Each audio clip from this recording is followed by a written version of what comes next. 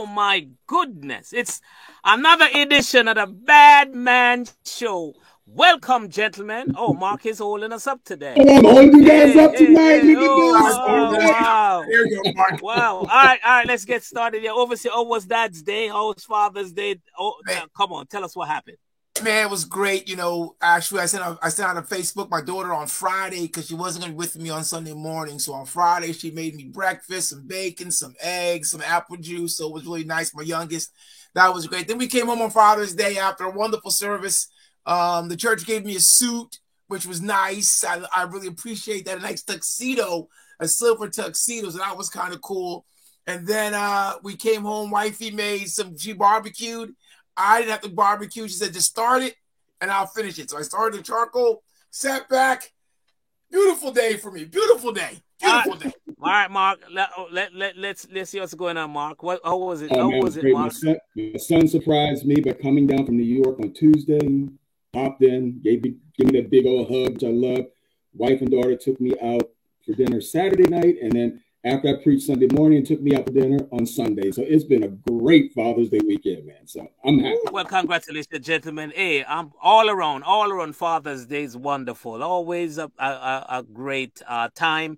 I know there's some individuals, including our producers, who somehow have some type of one of those views that why dad only gets socks and those things, why mom gets all of these other things. But it seems like the fathers on the Bad Man shows really know how to do Father's Day. Oh, there you go. There you go, Walsh. All right, that's something different. All right, we got a great show. We got a great show for you all. I want to greet everyone. Thank you so much for joining us again on the Bad Man Show. I want to tell you again that you please like us on Facebook, subscribe to us on YouTube. As Overseer Rupert says, not only that we love you, we want you to tell everybody about us, the Bad Man. But tonight we have a terrific show for you. We have lined up our host. They have got some individuals some fathers that's gonna share with us for 2-3 minutes and what fatherhood is like, their experiences, their challenges, however they put it.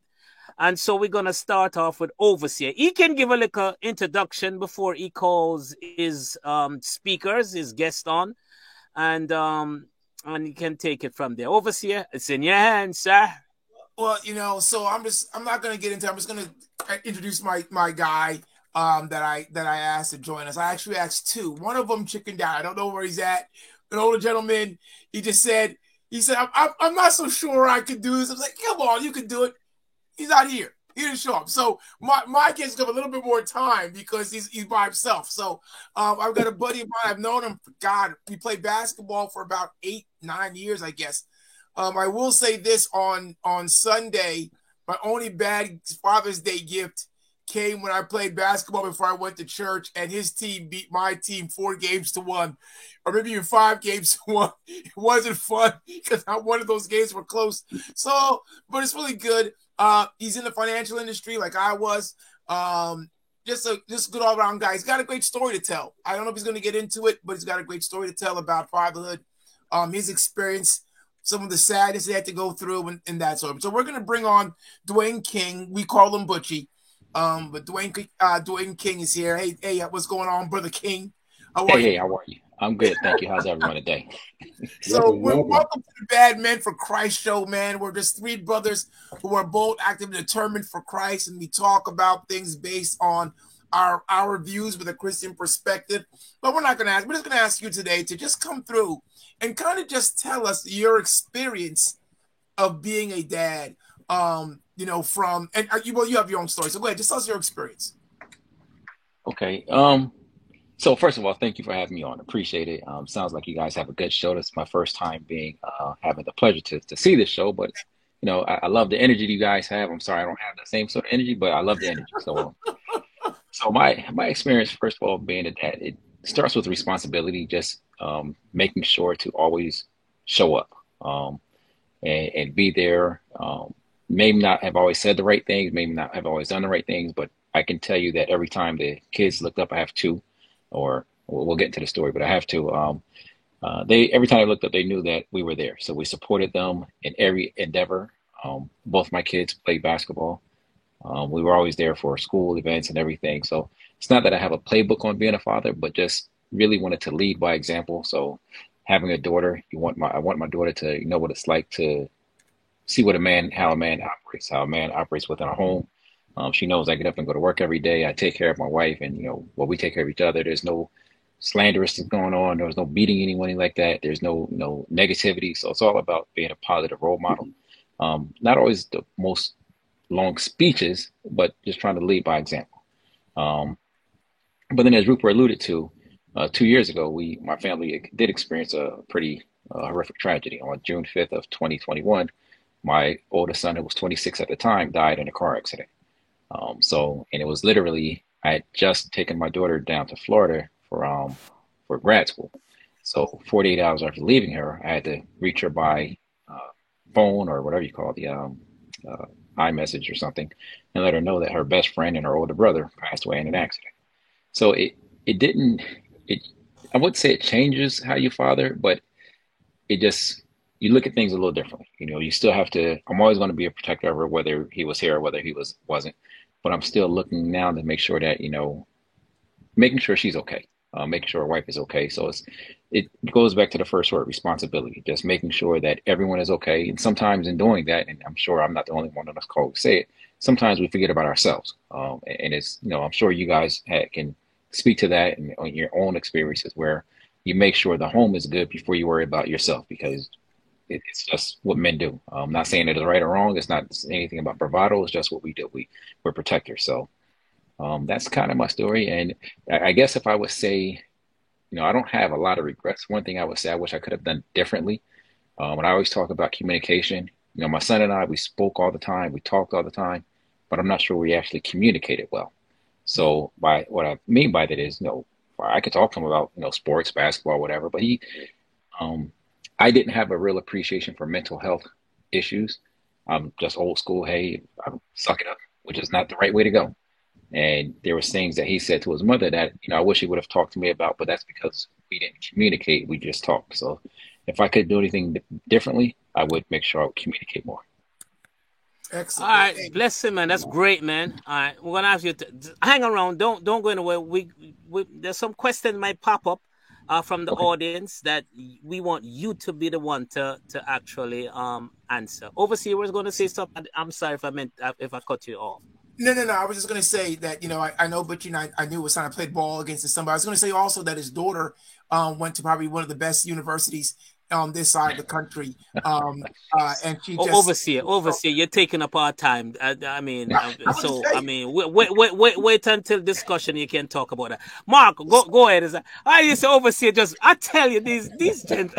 Mark, bring in your two compadres. Yeah.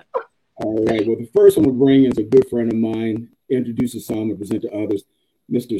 Simon Rollins. Oh my goodness! Yeah, let me bring him in here. Ready to go. All right, his picture's not coming in. What happened to him? Somebody tried to bring him back in. He was there. No, he's in. We're talking about. He's in this right now. You can't see him. He is a good friend of mine. He is the head of our security team at our church.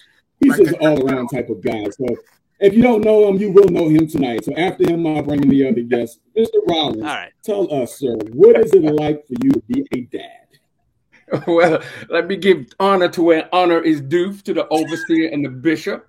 I'll see you next week, if possible. I have my shirt. Goodness. My shirt. Thank you. All right. You have your cup too. Okay. Beautiful. True bad man. Here we go. Give him 1 minute, please. Fatherhood. Hey, look, I love my role. I think, to me, action speaks louder than words. People can do a whole lot of talking about what they do and how they do it and what they want to do. But when it comes down to it, it's what have you done, especially for your family. And I got 3 children, Simone, Simon, Pierre, and Sabrina. I got 4 grandchildren, Samara, Eva, little EJ and Aria. And I think I've mentioned it before when it comes to fatherhood. Like my friend overseers, I forgot his first name, who just came on. Dwayne. You always want to be there. It's like you want to be available, even though you know you're working 24/7. You get a call and you want to even make it, no matter what time it is or whatever. But love my kids. Thank you, Simon Pierre. He just came on. See, that's what family's for.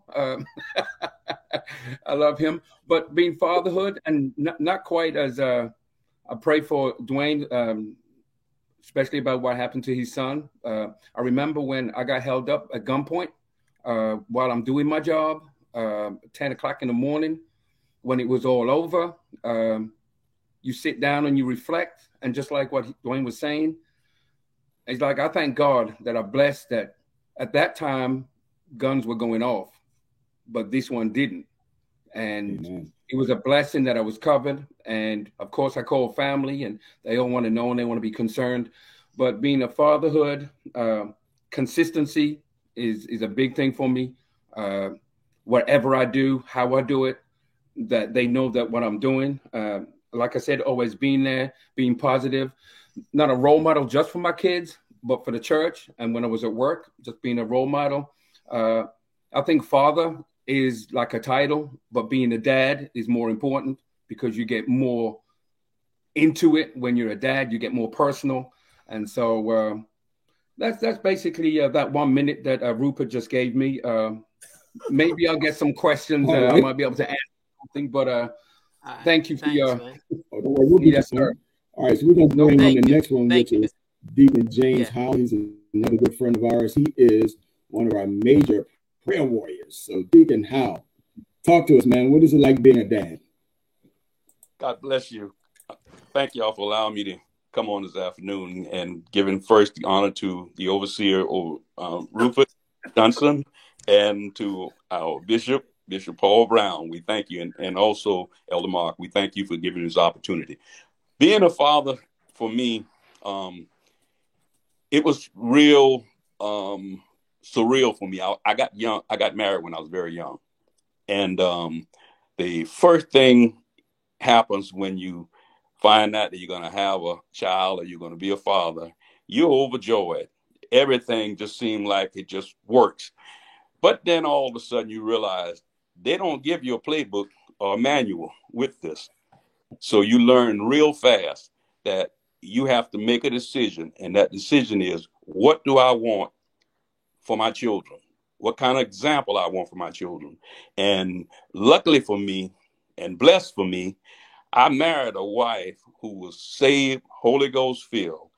And that got me on the right track. And it didn't take long for me to realize that you need God when it's coming down to being a father, and you need him and you need the church. And I learned that at a young age. So that has helped me tremendously. Now, the challenges, I'll go back to what Wayne said, is that communication is vital.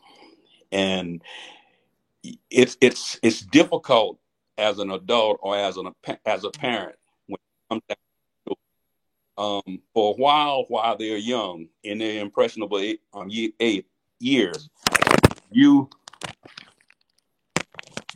can, whatever you say and do goes. But as they get older, they'll start forming their own opinion, and their opinion may be, well, Mom and Dad, y'all don't know everything.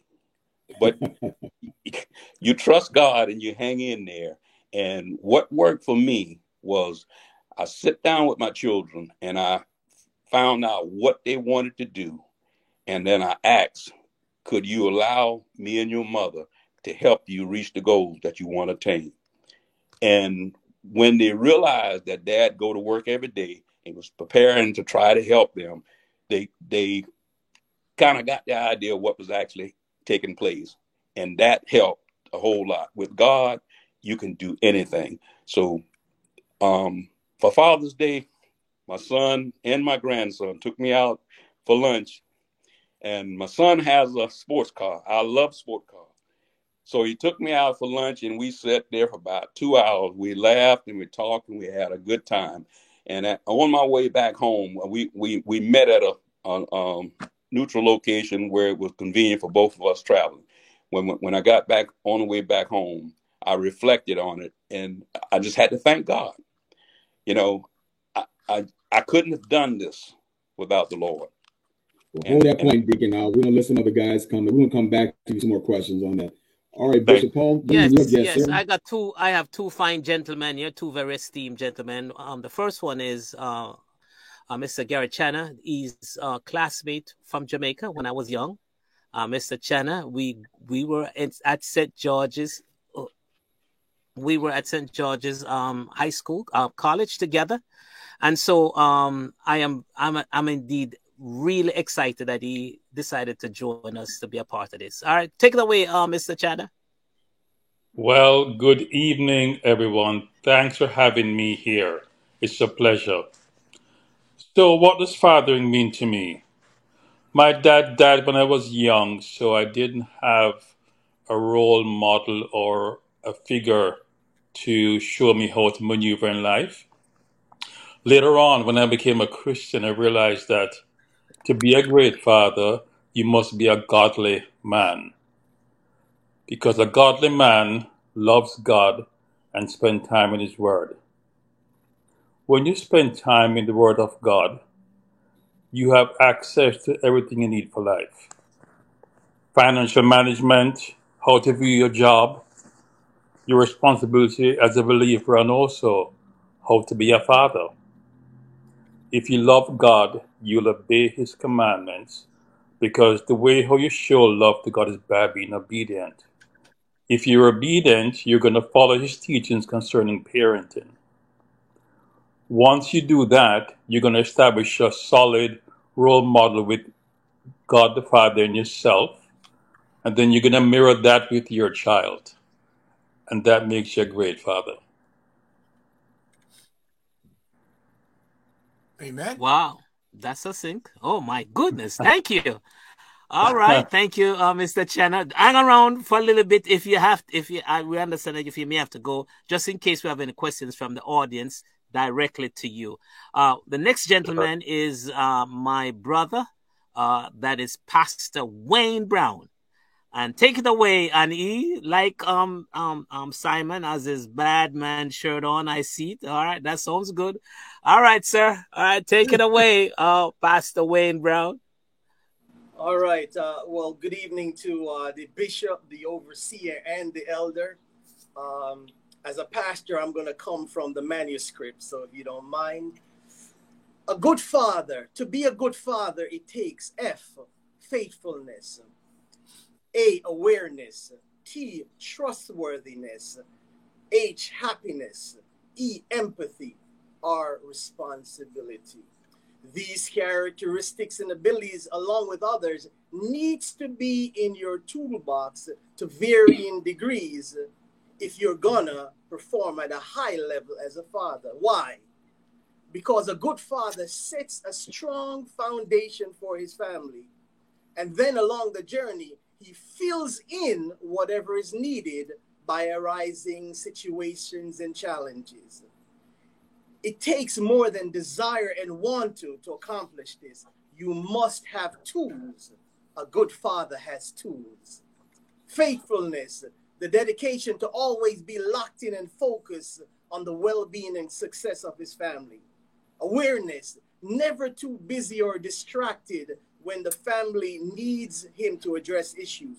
Trustworthiness, the dependable person, family members can lean on him because he always says what he will do and he does it. Happiness infuses lightness and levity and joy into family life because it is necessary to take the edge off periodic struggles and the family experiences. Empathy feels the need of every family member and supports them in their challenges. Responsibility wholly embraces his duty as provider, protector, and patriarch of his family.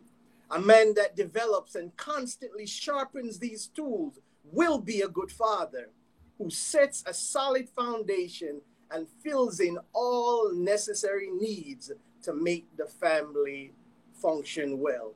So a good father must be faithful, aware, trustworthy, happy, empathetic, and responsible. But that's not all. A good father also is bold, active, and determined, because every good father is a bad man. And you know, my wife Keisha, my daughter Gabrielle, and my son Jonathan knows that I am not only a good father, but I'm a bad man. So I wonder what message you spoke on Sunday. I wonder what message. What message? What's your message? Beautiful, man. You see, Mark, that's why they're brothers. You see what I'm talking I can see that. I didn't know what listening to was the bishop was listening to his brother. They both sounded like a woman.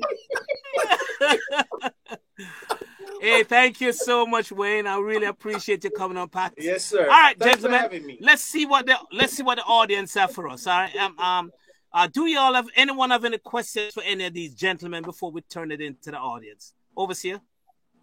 Well, I think we should bring them all in, because maybe they can answer the questions. I think we have enough room where we can bring them all in. So if our producer can just bring them in, I know we'll be tight, but if we just bring them all in, would be good. So first of all, we want to say thank you so much. Oh, we lost somebody, I think. The preacher. We lost the preacher. Yeah, can we get the preacher in? There he is. No, the preacher's there. The preacher not going anywhere. You notice he's the one holding everybody else up. You notice. So we thank God for the word on today. Let's bow our heads in prayer and have this. No, just joking. So, gentlemen, you all gave great points. You all gave great points. I would like each of you just to touch upon this though. What was your before you got married, you had a thought about what fatherhood would be. What was the biggest surprise to you when you became a father? What was the biggest surprise to you that you had? And we can start with Brother Gary there. We'll go to right down the line there. So sure. Gary. For me, the biggest surprise was every child is different. And there is no cookbook, cookie cutter for raising a child. You have to adjust your parenting style based on the child's personality. Wonderful. Dwayne. Oh, you're muted. Sorry about that. So yeah, I agree with what he said. Now also, in addition to that, just the time and the financial responsibility as well. I thought that I had everything under control, and it's like, wow, I'm really not ready for this. But you learn on the fly. we all had an opinion. Simon. Yes, sir. I guess I agree with both them young preachers right there. It is, like he said, I got 3 different young people in my family. All 3 of them are different. They got a sense of humor like their father, though. So I'm going to claim that. Okay. Rachel's sense of humor, you haven't seen that yet, but that's just as crazy as mine. But like they said, it's time to know that you have to work full time and go home. And when they're babies, that's full time right there. And mom's been with the babies. But when you come home, you can't show that tiredness. It's like mom wants that relief. Could you take the baby? Could you change the baby? Could you do this? Well, you have 1, okay, 2, all right. Now we're gonna. So the challenge that was really good. I love the challenge. So amen, Brother Wayne. I mean, Pastor Wayne. Yeah, well, I'd agree with what both brothers said, but the variety of challenges. I mean, just there were so many different things that, and it changes over time as well as the children get older. So I didn't have expectations, but the thing is, as far as the surprise, is just the variety of different things that you have to address and do it successfully. All right. And Mr. Brother James, Deacon James. I agree with everything everyone said. And what I also learned is that you just have to continue to reinforce the things that you want your children to have. You just can't assume that they've picked it up on the first time you told them. So I agree with everything everyone said. All right. Yes, I want to jump in on this though, but I see Taffany has a question, and I want to give the well, there are two questions. Yeah, I want to let's entertain the questions before I give my take on it.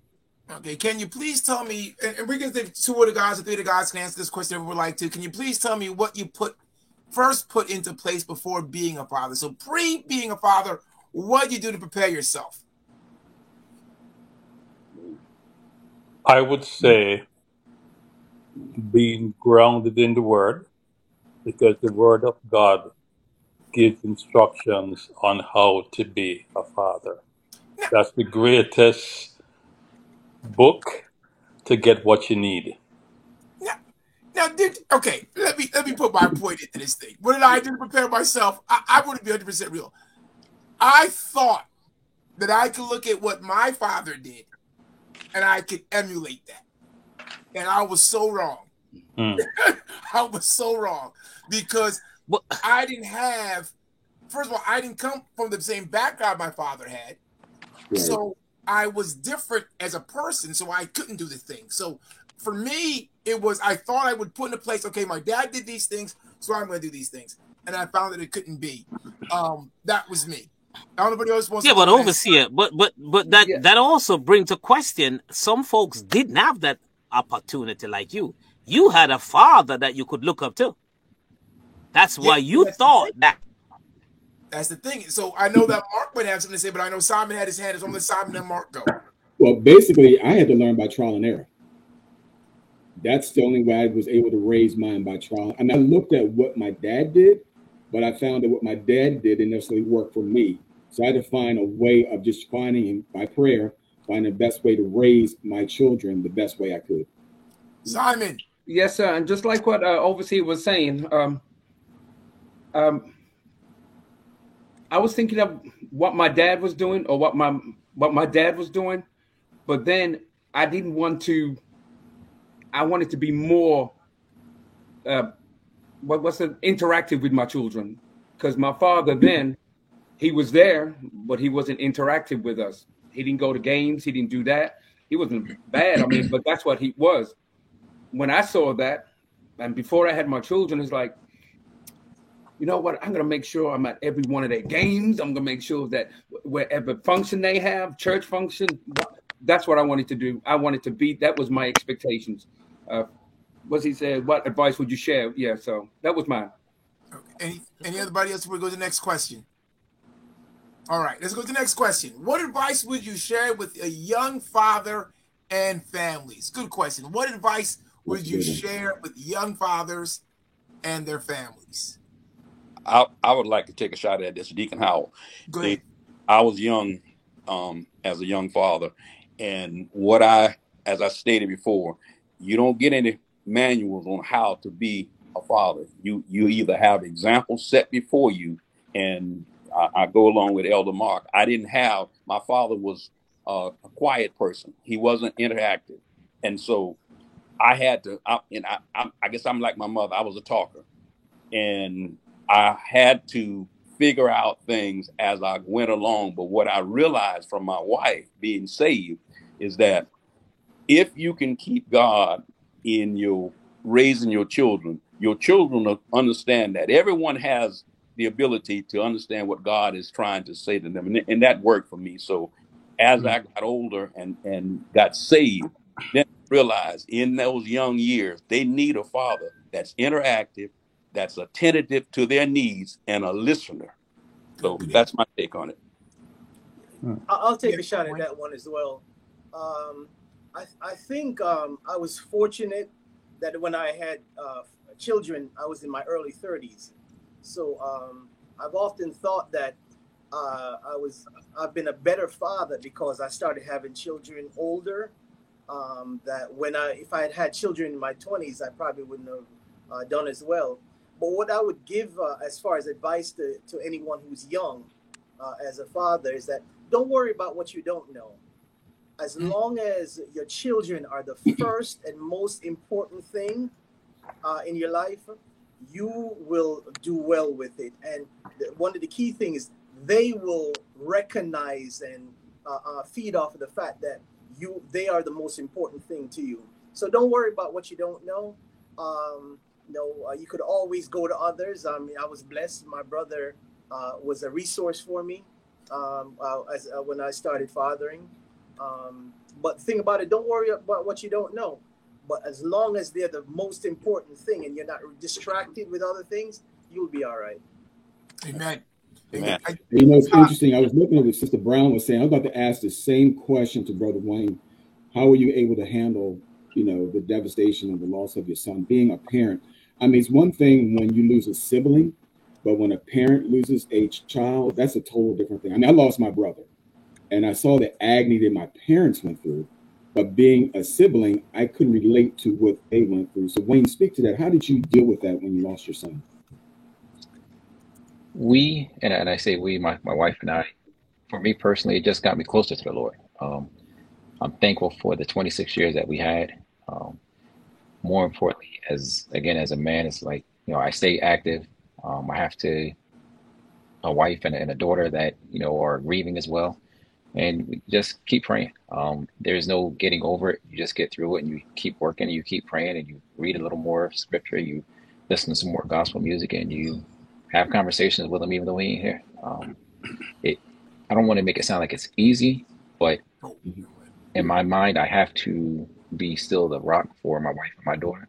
So I look for my moments. Sometimes it'll just be, today I had to drive to my mother's house, 40 minutes away. So that's my time. That's my time to be me. I don't need music. I literally drove to Florida to pick my daughter up, a couple weeks ago. 18 hours, probably 15 hours, I didn't have music on because I had conversations with the Lord, had conversations with my son.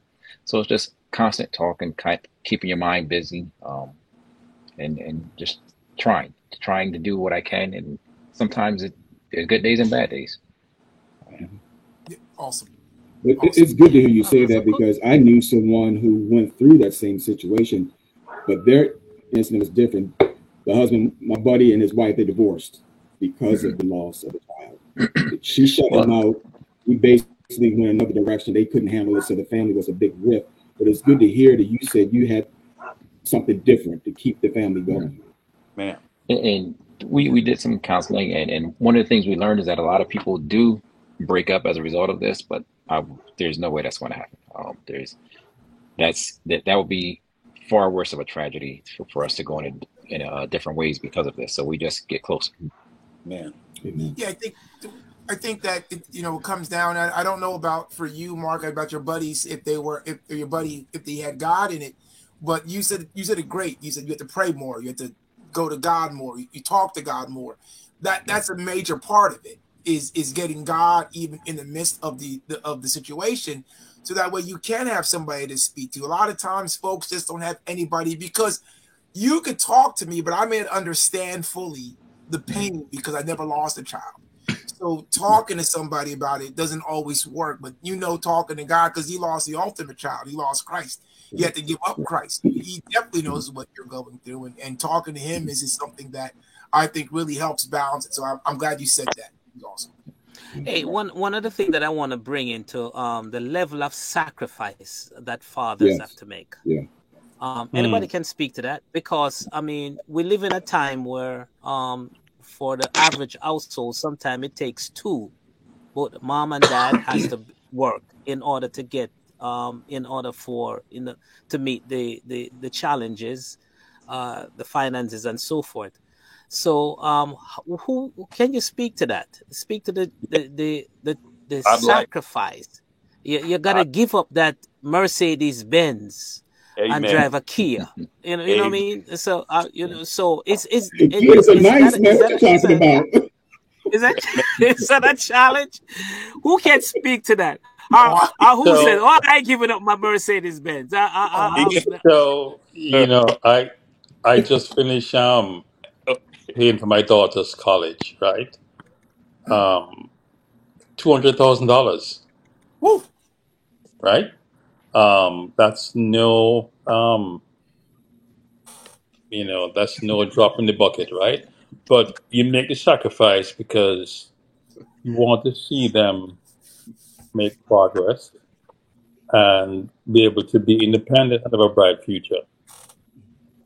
Um, at the same time, we're getting to the retirement age, and it'd be nice to say, you know what, this is my retirement fund, but you sacrifice. And, it's always a tough decision, but when you love them, you make that choice for them, knowing that because you're doing the right thing, God will return what you paid. Because at the end of the day, God owns everything, and He watches to see where your heart is, what you do, and He will reward you for making the right decision. So, and that's how I look at it.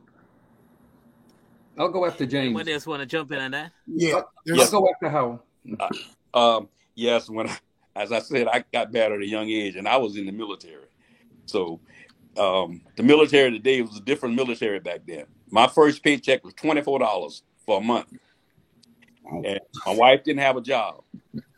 And when she had our son, was in a military hospital.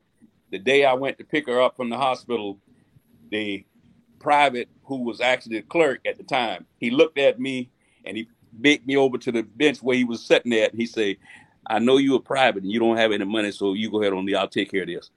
So you struggle.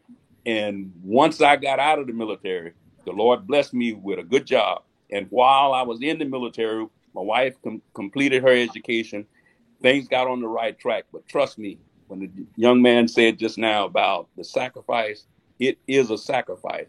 But the benefit I got from that sacrifice, and I thank God today for it, because I was able to lead a working class life in front of children in my young age. Had I had it made, they would have seen me enjoying things, and they would have took it that life is always like that. So I just want to share that. My sacrifice was we had moved to Timonium, and we had two cars. One car broke down. Okay, my wife's car wouldn't work. I had to go to work. So I rode my bike. So my wife had the car. I rode my bike to the light rail to work downtown. I get off the bike and go to work. After work, I rode all the way back home on my bike. And that wasn't just 1 month. This was like a couple of years. And it happened twice where I had to catch a train with my bike, go to work, and then come back. So the sacrifices, that was just one sacrifice. And I know the fathers on here, we've got sacrifices that we probably will never mention, and people will never know that we made. But the sacrifice, of course, he built my health up, riding a bike, not a boom boom. No, I'm talking bicycle. Bicycle. Health-wise bicycle. Let you know, I did get hit once. I got hit once. Baltimore driving. I got hit once. But God told me how to say buzzard instead of using different words when you're mad with somebody. But there's been many sacrifices that you make for your wife, for your children, and never go back and mention it and just say, "Do you remember?" It's just done, and we never talk about it. No, That's it. You can't do that. No, you can't. Now, it may be different the other way around, but we never mention it. I would never talk about it. It's cool. I'll keep doing it. Even in my retirement days right now, my 2 weeks of retirement days. So this is a good question that this gentleman's brought up, and I think we all have an answer. The host of the show, I really want to know. You have to go to his previous question. He said, "What will be your advice for a 20-year-old father, or 20 years old father?" So I guess he's a young father. He said, "I really want to know this because to be a father, you have to be doing something. If not, the children will suffer, and you have to marry the woman that will make you a father. But I didn't hear you talking about getting married first before being a father." So you want me, Bishop? You want to handle this, Mark? Or you Go want ahead, me? Bishop. No, because I mean, this is a Christian show. Right. That is given. It's given. And of course, we know that we know there are exceptions, but that's the reason why we did not say, oh, you got to get married first. The prerequisite is like, for example, I mean, I believe all the hosts believe this. In my house, I say to my children, I says, when you got here, you saw mommy and daddy, and they were married. I expect the same, nothing less. You see, so and so that's the reason why. But I do appreciate him actually saying that. Yeah. It is required that you need a father and a mother, two parents to raise a child. I know we have head of household, but the biblical way is it requires two parents.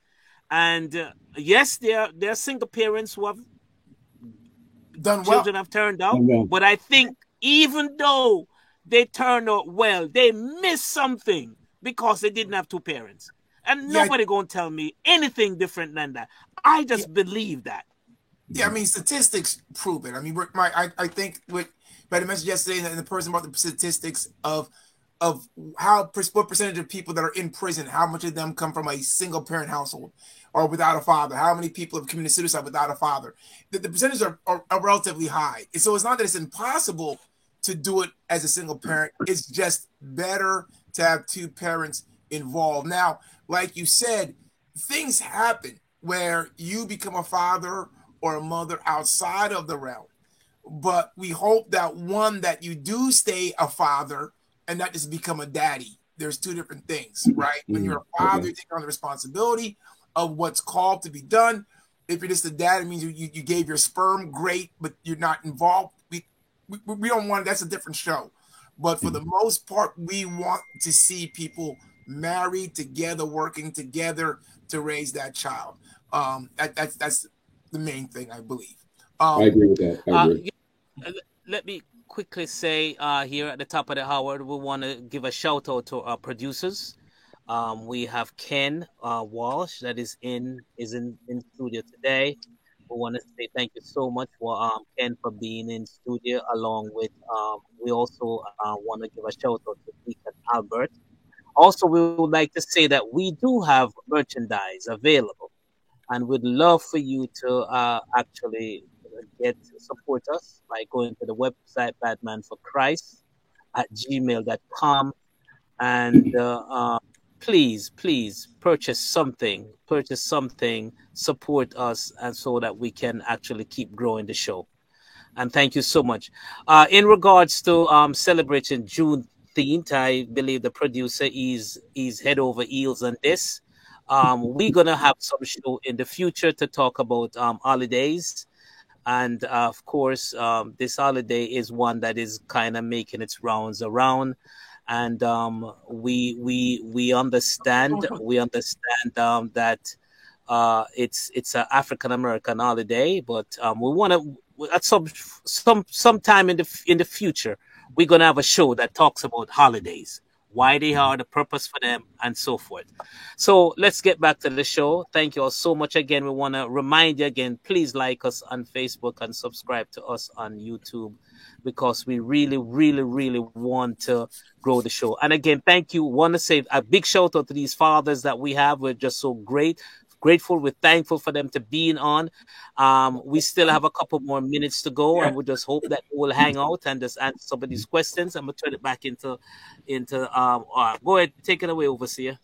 So I was like, are we closing up? What's going on? No, we're not closing up, but I want just in case the conversation gets so that I don't get a chance to acknowledge them and tell them thank you, because sometimes a question comes in the last minute and we're trying to juggle the minutes. But I really want to say thanks, and I want to say thanks to Brother Dwayne King, I believe, for sharing, for being personal. Yes, I really appreciate that. That's very thoughtful of to thank you so much for actually sharing that. Yes. Overseer, we have another question. You got a couple two good questions. One is, as fathers, do you feel appreciated or unappreciated for the sacrifice you make, whether you're known or unknown? So I'm going to talk about that one. I know when we talked about in our previous show about, how my kids talk about how they appreciate, especially on convocation time. They know the sacrifices we have to make to get to the church at a certain time. They say, Dad, we know what you got to do, and we appreciate you for it. We know the sacrifice you have to do. So it feels good when you hear that coming from your family, because it's a lot on them as well. Because they know if not, they're going to be left. So if they want to get to church, they better come on. I'll leave it open for anybody else. Anybody else want to answer? I'll take a stab. I'll take a stab at it. I definitely, absolutely, you feel appreciated. First of all, you want more for your kids than you have for yourself, right? So that's part of the sacrifice. And then my daughter being 24, as they're teenagers, you really sometimes don't always feel appreciated because they're teenagers. They have the attitude. You just don't know what's going on. But as she got older, 22, 23, she starts saying, hey, you hear her saying some of the things that you actually told her, and she was listening. And, I got something last year for Father's Day that proved that, you really are appreciated. So sometimes it takes a little while to get that feeling of appreciation other than just through their successes. But I think it's there all the time. Amen. Hey, and I want to jump in on that as well too, because I really believe just to be a fact that they do well, they're not in trouble. That's just the core of it, because there are so many challenges that other parents have when they don't listen to you and they get off track. So I mean, you just so much appreciate them for who they are. They may not necessarily say it the way and do the things that you want it done, but you really appreciate them because you can see, at least some reflection of yourself in them. Simon? Yes, I'm like Mark. I'm going to say my children, my family, they totally appreciate what I do or whatever I do. Every year, they're going to put me on Facebook when it's Father's Day, birthday, wedding anniversary, the appreciation that no one sees. That will always know, just like Mark, there's no convocation coming up. Don't even trouble me, no convocation, because that's like a full-time job going to convocation, parking bishops, making spaces for overseers. See, that's, but I feel, and I know, and if my kids and my wife is watching, I know they totally appreciate what I do, and I appreciate them too. Yeah. Anybody else? Well, I'll definitely say, I'll add this. I think that when I appreciation to me. So in my family growing up, okay, my dad and my mom, they never really said, "Oh, I love you, Rupert. I love you." We just knew they loved us because of how they acted towards us. I feel the same way with my kids and the kids to me. It's not really what you say, just what you do. If you appreciate me, it's what you do. If I know that you hang out, I know that you're young, I know you want to do certain things, but I'm never going to hear back certain things that are negative. I'm not going to hear back certain things that are detrimental to you as an individual child. So I think that's how I know they appreciate me, because they listen to the things I had to say. Like Deacon Howard was saying, they listen to it. And they may not, and everybody, teenage years, they rarely listen. But when they're in their 20s and when they're in their 30s, or when your daughter's getting married, or when your son's picking a wife, they kind of see or hear. Well, they heard us. They heard what we said, so they appreciate us. Second question that they have. Overseer, I mean, I want to kind of take a little turn here, because I want to do this before you get to the rest of the questions. One of the things that I wanted to do in this show is now you see the three hosts, and you see the type of individual that they brought on to share on the subject of fatherhood. I was thinking that here's Holly Mark could have brought Mark could have brought some crazy some crazy individual but Mark brought in James Howell, the prayer warrior, and Simon Rollins. So I have to say that, Mark, I can see the caliber of a father who you are based upon the guests that you brought on the show today. So I want to say congratulations. All right. I say congrats.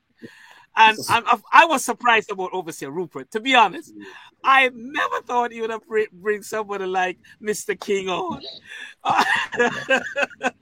And so I have to give him credit today. I have to give him credit today for the fine guest that he brought and the type of father that that represents. Thank you, Overseer. And of course, I know the two guests that I was going to bring on were going to be esteemed guests, Overseer. So to show the kind of father that I am. Oh my Lord, Jesus! Well, and again, I thank God for all the folks all the brothers that are on here. Most of them, the only one I didn't know was Brother Gary there, and he sounds like he's a preacher also. And so it's just great, but most of the time another character.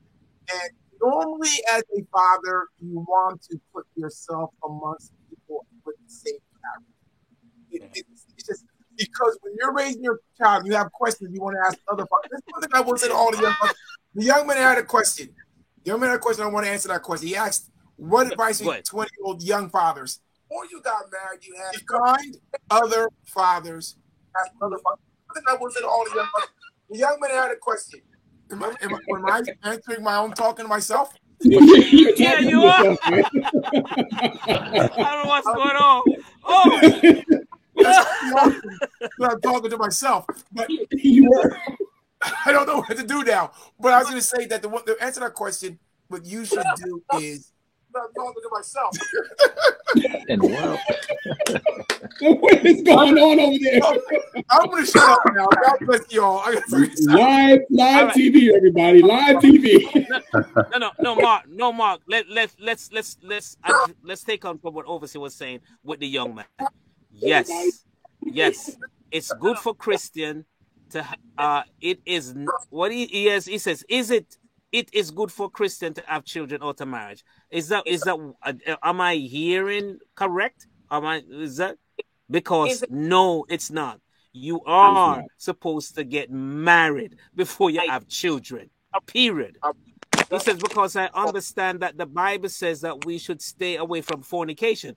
And the Bible says if you burn, get married. That's what it means. Get married. You ought not to have children out of wedlock. That's the requirement. That's a Christian tradition.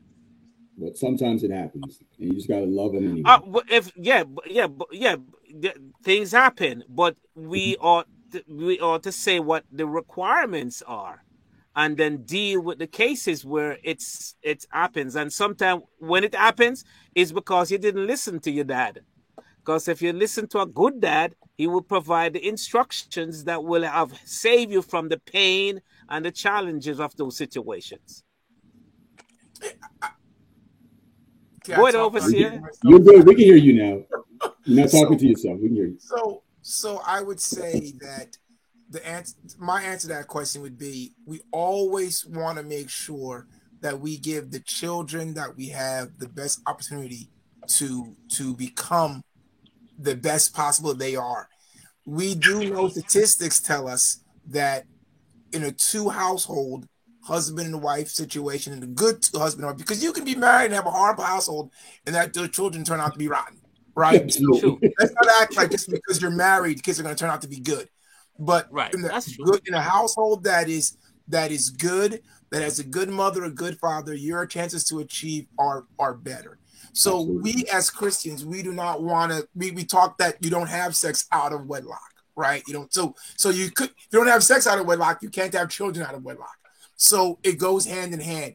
Now, does it say it doesn't happen? It happens, and now you have a different role or a different responsibility to deal with, and it's a different conversation for a different time. So what I want to talk about is the young man actually had a question about the 20 in his 20s. I would say to a young person who was 20-year-old father, I would say surround yourself with older fathers who can help you. I think Pastor Wayne said it earlier.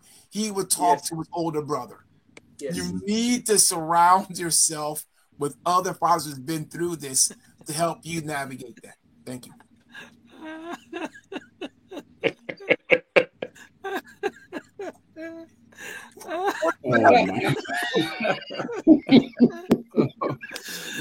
Oh, my daughter is spilling the beans. Oh wait, Overseer don't want to take it. What was it? I didn't see it. Brother Kid brought it up. Kid Overseer didn't see it. Producer. You can read it, Overseer. Oh God, she said Bishop Brown's favorite line growing up was "Nothing stays open after 12 beside legs." Not true, because McDonald's is, but we understood the moral. Yeah. What about 7-Eleven? 7-Eleven. I think 24 hours. Taco Bell. And the pastor blessed a child born out. Ooh, see now, that's coming up with some. That's coming from your sister too, man. Your sister. My sister, come on. Should a pastor bless a child born out of wedlock? I will answer that question very simply. You got a pastor on there, overseer. You got a pastor right there. A guest pastor. So what? I'm not a pastor. I'm my fault. Okay, you took away your title, sir. You're overseer. Go ahead, Wade. If you would like to answer this question. Well, my answer to that is that it's not the child's fault. So the child is still blessed. Amen. Thank you. All right. Amen. Thank you. My echo. That's what he was going to say. That's what he was going to say. I know that's what he was going to say. Yes. Yeah. Yes. We love you, Sister Deborah. Yeah. Okay, so every see, my child's not watching this, and I'm kind of upset that every other child is on. Oh, I love you, Dad. You're the best dad. Blah blah blah. I've heard all this stuff. First of all, Holly, look. First of all, I want to high Brodus. Stop coming here and pumping up your dad. Okay, this is his first year on the show. Stop coming every week. We hear something from Holly. Oh, my dad is so great. So I don't want to hear it anymore. Oh, good Lord. Bone of my bone, flesh of my flesh. What can I say? Hey, this was a bless. Oh, Simon, gotta bring a little grand on. Let's see that. No. Wait a minute. I didn't. No. I didn't bring. My granddaughter came to me. Oh my God! Thank you. Oh my God! All right. We thank you all for coming on, fathers. We truly appreciate it. Yeah. Please don't stay away. And now that you know how to get on, we're gonna hopefully we'll reach out to you for shows in the future related to fathers, and we hope that you will say yes. And again, we just really thank you so much. We truly appreciate you. Thank you so much. Overseer, want to thank your guests. Mark, do you want to thank your guests as well? Yeah, I want to thank my guests. I mean, I appreciate both of them, and you guys know what you mean to me, so I appreciate you. Thank you. You're welcome. Yeah, I thank all the guests, especially my guest, Dwayne, for being on here. Butchie, I appreciate you, man. We're definitely still praying for you because we know it's not over yet. As you said, it's a continual thing, so we're definitely going to be praying for you. But we're asking you all, everybody, don't make this the only time show. Watch the show. Put questions down, ask questions. We'd love to have you on it and watch us every Monday at 7:15. But to everybody, we thank you all so much for watching. Yes. You didn't have to watch. You didn't have to be part of the show. But we're 3 years running, and we appreciate you. We are growing and growing now. Next week, will be our show before Convocation. So you got to join us because it might be something really crazy we might have going on. So please be on next week, 7:15. Tell your family, tell your friends, tell your enemies. Bad Men for Christ. Join us. God bless you all. Take care. God bless you all. Thank you all so much for being on. I appreciate for having me. Stay on. Stay on.